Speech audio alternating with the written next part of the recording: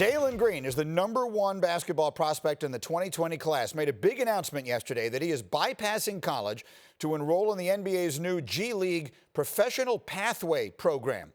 It's a program that will pay elite prospects $500,000 and then provide 1 year of development without playing full-time in the G League. It's a fascinating decision here, and it's not entirely unprecedented. He is the 4th top 5 prospect in the ESPN 100 era, so going back to 2007, to forego college. He's the 2nd top overall recruit to do so. The other one was Brandon Jennings in 2008. I'm fascinated by this story, and here's the man with the insight. Our insider extraordinaire is Adrian Wojnarowski. Woj, let's talk about the NBA side of this first and foremost. What went into the commissioner's decision to move forward with a program that essentially competes for elite high school players? Greeny, a few real important factors here. Number one, the NBA put in a program that would pay players $125,000 about a year and a half ago. That didn't draw anybody into it. And also, a lot of agents, families didn't want to put their players full-time in the G League. This doesn't put them in the G League full-time. It's a select team that travels around, plays exhibitions, trains. Number two, LaMelo Ball, R.J. Hampton, 2 of the top players in this draft, they had to go to Australia to get a comparable payday, around $400,000 or $500,000 to not play college basketball this year. That bothered Adam Silver, that American players had to go across the world to find their market value, and that NBA teams had to go all the way over there to scout them. And then the Rice Commission and college basketball, that NCAA report from back a couple years ago that essentially said, hey, we should get rid of one and done. We should let players pass through who don't want to be in college basketball. And because the NBA and the Players Association are still so far away on ending one and done, this kind of bridges the end of the one and done rule, which may not happen now until the next collective bargaining agreement in 2024, 2025. This is now a legitimate option for players to get in the NBA's development system and not have to go to Australia and not have to play college basketball if that's not the route they want to go.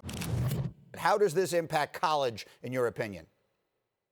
My reaction initially is how Adam Silver continues to do an amazing job keeping his finger on the pulse and understanding what is best for growing the game and that bridge between collegiate basketball versus high school and the pros. There still will be players, Greeny, that choose to go to the NCAA, as Woj just alluded to. Number one, because of family dynamics. A lot of times when you're an athlete, people just assume you want to cash in on your talents so very early. But a lot of times as you start to mature, you realize there's more to life. And there are going to be some parents that still want their son to go to college, whether it's for 1 year, for a couple of years, to gain an experience and hopefully one day get a diploma. So getting paid this $500,000, we keep acknowledging that number. I need to teach people something.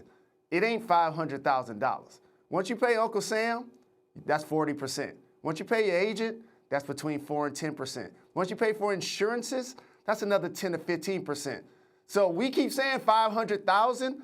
It's really like 225,000. Just to put it in perspective, that's still more than 98% of the world makes. But I'm just acknowledging that these players who take this route, it's an awesome opportunity. But as Woj also alluded to, the stage in collegiate basketball is major. Playing on national TV, having an alumni base to support you going forward. So there is a lot of positives to going to go play collegiate sports. I'm not going to slam the collegiate game. What I slam is the fact that they try to act like it's amateurism when players should actually have the opportunity to get paid for their talent and their likeness. So here's what I'm hearing. I'm hearing a mature Jalen Rose who has grown up and has experienced a lot of things in life, and you understand all these things now in hindsight. But take me back to when you were 18 years old and you were one of the highest recruited players in the country coming out of Detroit, and someone says you can either go make $500,000 or whatever the equivalent of it was to go play in this pre-professional league, or you can go to Michigan. Would there have been no Fab Five if you had that option? There would have been a Fab Five. Growing up in the inner city, that just really sounds like hustle and or fast money, which at the time I would have been like, yeah, I'll take it. But then all of a sudden you start talking to smart people around you, like my high school coach, Perry Watson, like my mom. They would have made sure, Greeny, that I was going to college. I was not the prospect leaving from Detroit. You saw me in the Fab Five, Doc, say, who want to go to Europe? It ain't Detroit.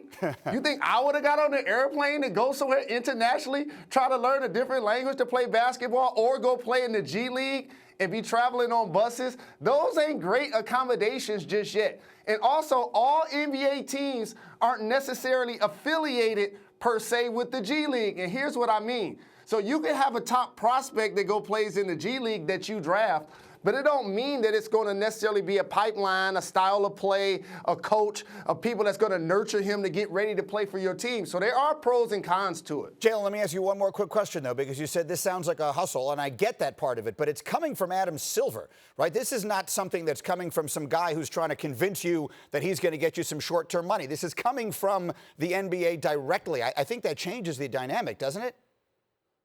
It changes the dynamic, but Greeny, you and I know that that money don't last forever, okay? So if you're trying to bet on yourself, again, I believe collegiate athletes deserve to get paid.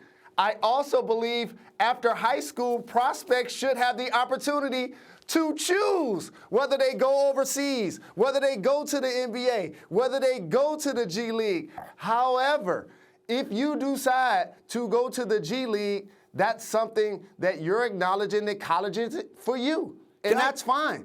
But college is for a lot of young people. It's just unfortunate that they don't get paid for their likeness. Thank you for watching ESPN on YouTube. For live streaming sports and premium content, subscribe to ESPN+.